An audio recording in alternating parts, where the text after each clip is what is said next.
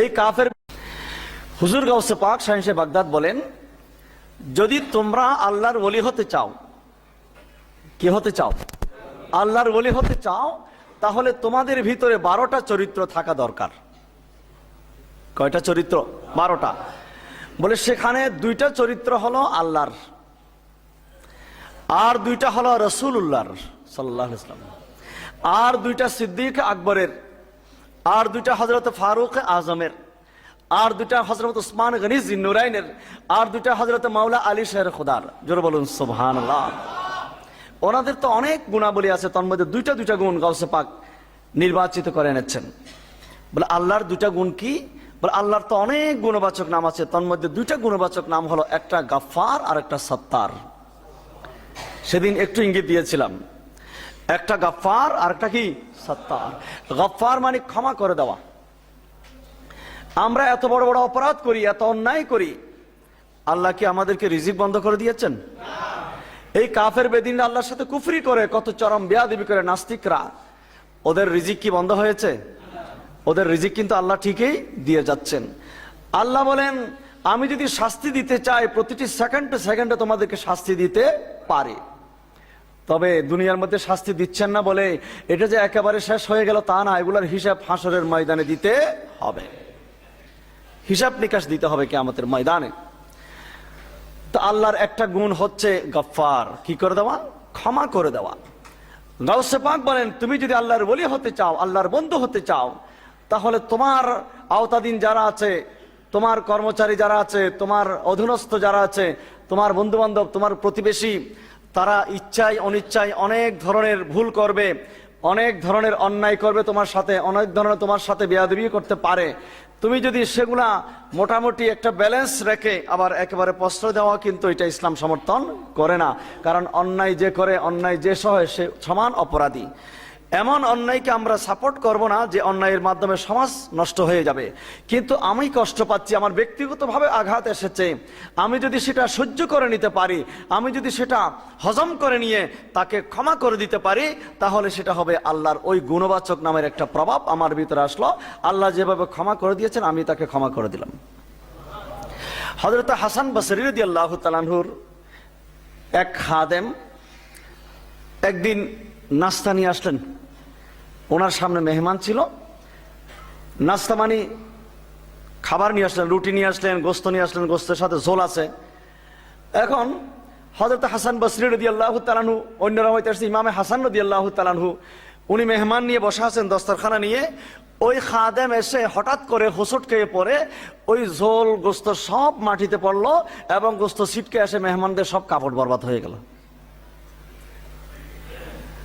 এখন এই গোলাম এত বেশি ভয় পাচ্ছে, না জানি আজকে কি হয়।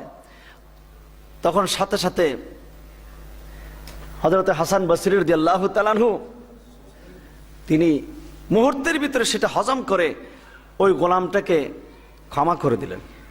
জোরে বলুন সুবহানাল্লাহ। গোলামটাকে ক্ষমা করে দিলেন। ওই গোলামটা কোরআনে কারিমে একটা আয়াত তিলাওয়াত করলো, আল্লাহু ইউহিব্বুল মুহসিনিন, যা আল্লাহ যারা ইহসানকারী তাদেরকে ক্ষমা করেন। এই আয়াতের অংশ শোনার সাথে সাথে হযরত হাসান বসরি রাদিয়াল্লাহু তাআলা আনহু এই গোলামটাকে শুধু ক্ষমা করে দিয়েছেন এমন না, ওই তার মনে যেন এটা না আসে যে আজকে একটা অপরাধ করার কারণে উনি আমার উপর রাগান্বিত হয়েছেন, অসন্তুষ্ট হয়েছেন, সেটা কাটানোর জন্য ওই কোরআন শরীফের আয়াতের উপর আমল করতে গিয়ে তিনি সেই মুহূর্তে গোলামটাকে আজাদ পর্যন্ত করে দিলেন। তোমাকে যাও, আমি তোমাকে আজাদ করে দিলাম। জোরে বলুন সুবহানাল্লাহ। কারণ সে তো ইচ্ছাকৃতভাবে এই অপরাধটা করে নেই। এই ক্ষমা মহৎ গুণ। গাউসে পাক বলেন, এইরকম অনেক সময় অনেকে অনিচ্ছাকৃত ভুল করে, তুমি যদি তাদেরকে ক্ষমা করে দিতে পারো, এই এক একটা ক্ষমার গুণ তোমাকে উপরের দিকে নিয়ে যাবে, তুমি আল্লাহর ওলি হয়ে যেতে পারবে। 2 নম্বর হলো সত্তার। সত্তার মানে যিনি মানুষের আইব, মানুষের দোষ ত্রুটিকে গোপন করেন। আমাদের ভিতরে একটা চরিত্র আছে, খারাপ চরিত্র, সেটা হলো আমরা কারো কোনো দোষ পেলে এটা কিভাবে মানুষের কাছে ছড়িয়ে দেব, এটাই আমার 1 নম্বরের ডিউটি হয়ে যায়। সকাল সন্ধ্যা আমার খাবার যতটুকু না গুরুত্বপূর্ণ, তার চাইতে বেশি গুরুত্বপূর্ণ মানুষের দোষ ত্রুটি মানুষের কাছে বর্ণনা করা। এটা যত করে তত বেশি মানুষের অন্তর মধ্যে স্পট পড়ে। এই সমস্ত ব্যক্তিরা লা ইয়াদখুলুল জান্নাতা নাম্মাম, এগুলোর নাম হলো গীবত, পরনিন্দা করা, চুগলখুরি করা। আমার নবীজি ইরশাদ করেন যে আমি ওই কবর মধ্যে আযাব চলছে দেখছিলাম, তার মধ্যে একটা কারণ হলো ওয়াকানা ইয়ামশি বিন নামিমা, সেই চুগলি করে করে মানুষের ধারে ধারে বেড়াতো, এই জন্য তার কবর মধ্যে আযাব হচ্ছে। আমি যদি কারো দোষ জানি সেটা আমি হজম করব, গোপন করব, আমার ভিতরে সীমাবদ্ধ থাকবে, আমি আরেকজনকে বললে কোনো লাভ নাই। আমার নবীজি ইরশাদ করেন মান সাতারা আইবা আখিহিল মুসলিম, কোন ব্যক্তি যদি তার অপর মুসলমানের দোষ গোপন করে, সাতারাল্লাহু ইউবাহু ইয়াউমাল কিয়ামা, কিয়ামতের দিন ওই বান্দার অনেকগুলো দোষ আল্লাহ পাক গোপন করবেন। আর কেউ যদি কারো দোষ প্রকাশ করে দেয়, আল্লাহ পাক তার অনেকগুলো দোষ প্রকাশ করে দেবে কিয়ামতের ময়দানে। গাউসে পাক বলেন তোমার ভিতরে সেই চরিত্র আসা দরকার। তোমার পার্শ্ববর্তী ভাই, তোমার প্রতিবেশী, তোমার বন্ধু বান্ধব, তোমার আত্মীয় স্বজন, তাদের যদি কোনো ভুল থাকে, কোনো অপরাধ থাকে, তুমি ব্যক্তিগতভাবে তাকে কেউ যেন না শুনে তাকে শুধরানোর নিয়তে বলো, কিন্তু অন্য কারো কাছে প্রকাশ করিও না। যদি না করো, এই গুণটা যদি তোমার ভিতরে আসে, তাহলে তুমি আল্লাহর ওলি হয়ে যেতে পারবে। গফফার এবং সত্তার।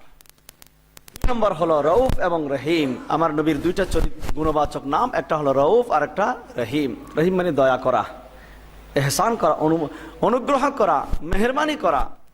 নবীজি ইরশাদ করেন আমাদের বাংলাদেশও পৃথিবীর মধ্যে কিছু অ্যাওয়ার্ড দেওয়া হয়, কি ভালো লেখক, শ্রেষ্ঠ কবি, শ্রেষ্ঠ সাহিত্যিক, শ্রেষ্ঠ গায়ক, শ্রেষ্ঠ বিজনেসম্যান, বিভিন্ন ধরনের অ্যাওয়ার্ড দেওয়া হয়। কিন্তু আমার রাসূল আজ থেকে 1500 বছর আগে একটা অ্যাওয়ার্ড দিয়েছেন যে শ্রেষ্ঠ মানুষ কাকে বলা হয়। হুজুর বলেন খায়রুন নাস মান ইয়ানফাউন নাসা, শ্রেষ্ঠ মানুষ ওই ব্যক্তি অ্যাওয়ার্ডটা পাবে যে মানুষের উপকার করে। কার উপকার করে? মানুষের উপকার। যে কোনো কেউ বিপদে পড়েছে, দৌড়ে গিয়ে তাকে এগিয়ে যাওয়া, তাকে সাহায্য করা, অসুস্থ হলে তাকে সেবা করা, ঋণগ্রস্ত হলে তাকে সাহায্য করা, বিপদে পড়লে তাকে উদ্ধার করা। খায়রুন নাস মান ইয়ানফাউন নাসা। রউফ এবং রহিম, দয়াবান, মানুষের উপর দয়া, স্নেহ, মমতা, হিংসা বিদ্বেষ এগুলো থাকতে পারবে না অন্তরের ভিতরে। সব পরিষ্কার পরিচ্ছন্ন করে মানুষের জন্য উজাড় হয়ে যেতে হবে। যদি এই চরিত্র তোমার ভিতরে থাকে, তুমি আল্লাহর ওলি হয়ে যেতে পারবে। হযরত সিদ্দিক আকবরের দুইটা চরিত্র, একটা সাদেক আর একটা মুসাদ্দিক। সত্য কথা বলা এবং সত্যায়িত করা। হযরত আবু বকর সিদ্দিক রাদিয়াল্লাহু তাআলা আনহুর ব্যাপারে আল্লাহ পাক কোরআনের আয়াত নাজিল করলেন ওয়াল্লাযী জাআ বিস-সিদকি ওয়া সাদ্দাকা বিহি। আমার নবী ইসলাম নিয়ে যখন আগমন করলেন, হযরত সিদ্দিক আকবর আমার রাসূলকে সত্যায়িত করলেন। এগুলো গাউস পাকের নসিহত। হযরত সিদ্দিক আকবরের মতো তুমি সাদেক হও, সত্যবাদী হও, এবং মুসাদ্দিক হও, সত্যায়ন করা শিখো মানুষকে।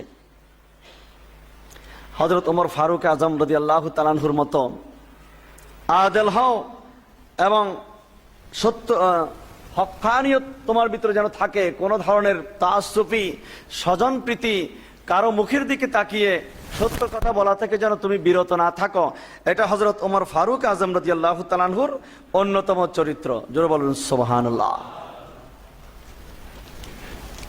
একবার ওমর ফারুক আজম রাদিয়াল্লাহু তাআলা আনহুর কাছে এক যুবক আসলো। কখন? যখন তিনি শহীদ হচ্ছিলেন, ওনাকে তরবারি দিয়ে আঘাত করা হয়েছিল। সেই তরবারির মধ্যে জহর মিশ্রিত ছিল, বিষ মিশ্রিত ছিল। ওই বিষ মিশ্রিত তরবারি দিয়ে আঘাত করার কারণে তিনি খুব কষ্ট পাচ্ছিলেন, কাতরাচ্ছিলেন। সেই মুহূর্তে এক যুবক আসলো, এসে বললেন হুজুর আমি আপনাকে দেখতে এসেছি, আপনার কি অবস্থা, আপনি কেমন আছেন? ওমর ফারুক আজম রাদিয়াল্লাহু তাআলা সেই যুবকের দিকে একবার উপরের দিকে নিচের দিকে তাকালেন, তাকিয়ে বললেন যে বাবা আমি তো খুব কষ্ট পাচ্ছি, এই জহর মিশ্রিত তরবারির আঘাতে আমি খুব বেশি কষ্ট পাচ্ছি, কিন্তু তার চাইতে আরো বেশি কষ্ট পাচ্ছি তোমাকে দেখে। আসলো ওনাকে দেখার জন্য, তাকে ধন্যবাদ দেওয়া দরকার, তাকে ভালো কথা বলা দরকার। উনি সেই মুহূর্তে এই কথাটা বললেন কেন? বলে আমি তোমাকে দেখে কষ্ট পাচ্ছি, এই জন্য তোমার পায়জামাটা একটু উপরে উঠাও। তোমার যে পায়জামা তুমি পরেছ সেটা গোড়ালির নিচে পড়ে গেছে, টাকনুর নিচে পড়েছে। আমি দেখতে পাচ্ছি তোমার টাকনুর নিচে যেই জায়গাটা, আমি এটা দেখতে পাচ্ছি জাহান্নামের আগুনে জ্বলতেছে। পায়ের গোড়ালির নিচে প্যান্ট পরা এটা হারাম। হযরত ওমর ফারুক আজম রাদিয়াল্লাহু তাআলা আনহু সেই মুহূর্তে হক কথা বলতে তিনি দ্বিধাবোধ করেননি। যখন সাকরাতের বিছানার মধ্যে তিনি কাতরাচ্ছিলেন। তখনও গাউসে পাক বলেন, যদি কিছু এরকম কোনো অন্যায় দেখো, যদি শরীয়ত বিরোধী কোনো কাজ দেখো, তুমি সেটা সাথে সাথে বলে দাও। কারো মুখের দিকে তাকিয়ে কারো প্রতি তুমি যদি সমীহ করো, তাহলে তুমি বেলায়েত অর্জন করতে পারবে না। ওমর ফারুক আজমের চরিত্র যদি তোমার ভিতরে না আসে। হযরত ওমর ফারুক আজম কোনোদিন বেইনসাফি করে নেই, আদালত। এই জন্য নীল নদের পানি যখন শুকিয়ে গিয়েছিল, লোকেরা আসলো, হুজুর আমাদের নীল নদের পানি নেই, আমরা কি করব? ওমর ফারুক আজম একটা চিঠি লিখে দিলেন নীল নদের কাছে, হে নীল নদ, আমি ওমর যদি আদল ইনসাফ প্রতিষ্ঠা করে থাকি, পৃথিবীর বুকে ন্যায় বিচার করে থাকি, আমার আদালতের সৎকায়, আদালতের ওসিলায়, আদালতের দোহাই দিয়ে বলছি, আমার চিঠি পাওয়ার সাথে সাথে তুমি পানি ছেড়ে দাও। নীল নদের কাছে পানি চিঠি লিখেছিলেন।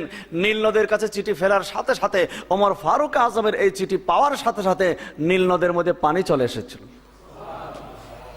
গাউসে পাক বলেন, তোমার ভিতরে যদি সেই আদালত থাকে, কোন স্বজন প্রীতি যদি না থাকে, তাহলে তুমি বেলায়েত হাসিল করতে পারবে। হযরত ওসমান রাদিয়াল্লাহু তাআলা আনহুর সাখাওয়াত, সাখাওয়াত মানে কি? দানশীলতা। কোন কৃপণ, কোন বখিল আল্লাহর ওলি হতে পারবে না। যুগে যুগে দেখেন, যারা আল্লাহর ওলি, তাদের দরবারের মধ্যে খোলা, শত শত মানুষ, হাজার হাজার মানুষ সেখানে খায়, আসা যাওয়া করে। আল্লাহর ওলিরা কোনোদিন বখিল হতে পারে না, আর বখিল কোনোদিন আল্লাহর ওলি হতে পারে না। হযরত ওসমান রাদিয়াল্লাহু তাআলা আনহুর দুইটা চরিত্র ছিল। তিনি, ওনার কাছে একটা ছিল সাখাওয়াত, আর একটা ছিল ইবাদত। এত বড় ধনী হওয়ার পরও কোনোদিন ইবাদত থেকে এক মিনিটের জন্য তিনি বিমুখ হন নাই। মাওলা আলী শের খুদা রাদিয়াল্লাহু তাআলা আনহুর দুইটা চরিত্র, একটা হচ্ছে এলেম, আর একটা হচ্ছে সুজাত।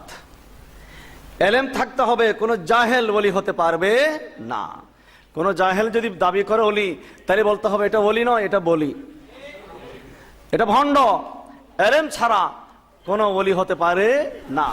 হ্যাঁ, আবার আল্লাহ পাক যদি কাউকে বেলায়েত দান করতে চান, তাকে জাহিরি এলেম, মাদ্রাসা স্কুল কলেজে না পড়লে কি হবে, বা তিনি আরেকটা এলেম আছে সেটা দিয়ে তাকে ভরপুর করে দেন। যেমন খাজা আব্দুর রহমান চৌরবী রাদিয়াল্লাহু তাআলা আনহু, তিনি প্রাতিষ্ঠানিকভাবে লেখাপড়া না করলে কি হবে, আল্লাহ পাক ওনাকে এমন এলমে লদুনি দান করেছেন, সেই বাতিনি এলেম দিয়ে তিনি 30 পারা আরবি ভাষায় 30 পারা দরুদ শরীফের কিতাব লিখে ফেলেছিলেন। এটা হলো বাতিনি এলেম। এলেম লাগবে। গাউসে পাক বলেন, দারাস্তুল ইলমা হাত্তা সিরতু কুতুবান, আমি আগে এলেম হাসিল করেছি, তারপর কুতুব হয়েছি। জোরে বলুন সুবহানাল্লাহ। মাওলা আলী শের খুদার কাছে এলেম ছিল। কিরকম এলেম? আমার নবী বলেন, আনা মদিনাতুল ইলমি ওয়া আলিয়ুন বাবুহা, আমি হলাম এলেমের শহর, আর সেই শহরের দরজা হচ্ছে আমার আলী। আর একটা ছিল সুজাত। সুজাত মানে কি? সাহস। কোন ভীরু, কোন কাপুরুষ ওলি হতে পারবে না। বেলায়েতের জন্য, ওলি হওয়ার জন্য তার সাহস থাকতে হবে, তার ভিতরে সুজাত থাকতে হবে। হক কথা বলার, বাতিলের বিরুদ্ধে কথা বলার, অন্যায়ের বিরুদ্ধে প্রতিবাদ করার সাহস যদি না থাকে, সে কখনো ওলি হতে পারবে না। গাউসে পাকের এই তালিম, এটা হলো গাউসে পাকের অনেক নসিহতের মধ্যে একটা নসিহত। এটা যে এই 12টা চরিত্র, দুইটা আল্লাহর, দুইটা রসুল পাকের, দুইটা সিদ্দিক আকবরের, দুইটা হযরত ওমর ফারুক আজম, দুইটা হযরত ওসমান গনি জিন্নুরাইন, আর দুইটা মাওলা আলী শের খুদা রাদিয়াল্লাহু তাআলা আনহুর দুইটা এই গুণবাচক নাম, গুণবাচক চরিত্র যদি তোমাদের ভিতরে চলে আসে, আমার গাউসে পাক শাহিন সাহেব বাগদাদ বলেন, তুমি আল্লাহর বন্ধু হয়ে যেতে পারবে, আল্লাহর ওলি হয়ে যেতে পারবে। তা আমরা শুধু গাউসে পাকের কারামত কারামত শুনে শুনে চিৎকার করে স্লোগান দিলে হবে না। গাউসে পাক আমাদেরকে কি রাস্তা দেখিয়েছেন, কি তালিম দিয়েছেন, কি নসিহত করেছেন, এগুলো যদি আমরা বাস্তবায়ন না করি, তাহলে আমরা কি গাউসে পাকের আশেক দাবি করাটা ঠিক হবে? গাউসে পাকের তালিম হলো, যত বড় বিপদে পড়ো না কেন মিথ্যা কথা বলা যাবে। আমরা গাউসে পাকের আশেক দাবি করলাম, আর সকাল সন্ধ্যা মিথ্যা কথা বললাম, আমার মতো আশেকের দরকার নাই। আমি আশেক দাবি করলাম, নামাজের কোনো খোঁজ খবর নাই। শয়তান এসেছিল একেবারে খোদা সেজে, হে আব্দুল কাদের, তোমার কষ্ট, এত কষ্ট করে নামাজ পড়ো, নামাজ মাফ করে দিলাম। গাউসে পাক বলে, না, তোমার মতো নামাজ মাফ করার দরকার নেই, তুমি শয়তান। তুমি কি শয়তান? কারণ নামাজে মাফের দরকার নেই। নামাজের মাধ্যমে আমার আল্লাহর সাথে সম্পর্ক হয়, আল্লাহর সাথে মহব্বতের বন্ধন সুদৃঢ় হয়। নামাজ মাফ হলে তো সিদ্দিক আকবরের জন্য হতো, ফারুক আজমের জন্য হতো। সুতরাং তুমি ইবলিশ, শয়তান। এখন ইবলিশ কি বললো?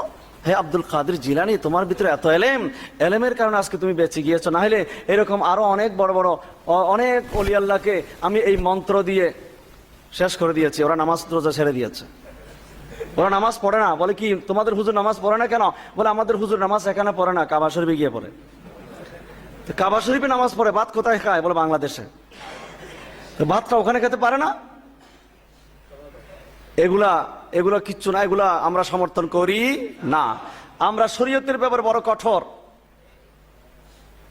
আমরা তরিকত মানি, তার অর্থ এই নয় তরিকতের নাম দিয়ে শরীয়তকে অবজ্ঞা করা, তরিকতের নাম দিয়ে শরীয়তকে ইগনোর করা। এটা আমরা আহলে সুন্নাত ওয়াল জামাত কখনো সমর্থন করব না। এটা গাউসে পাকের শিক্ষা নয়।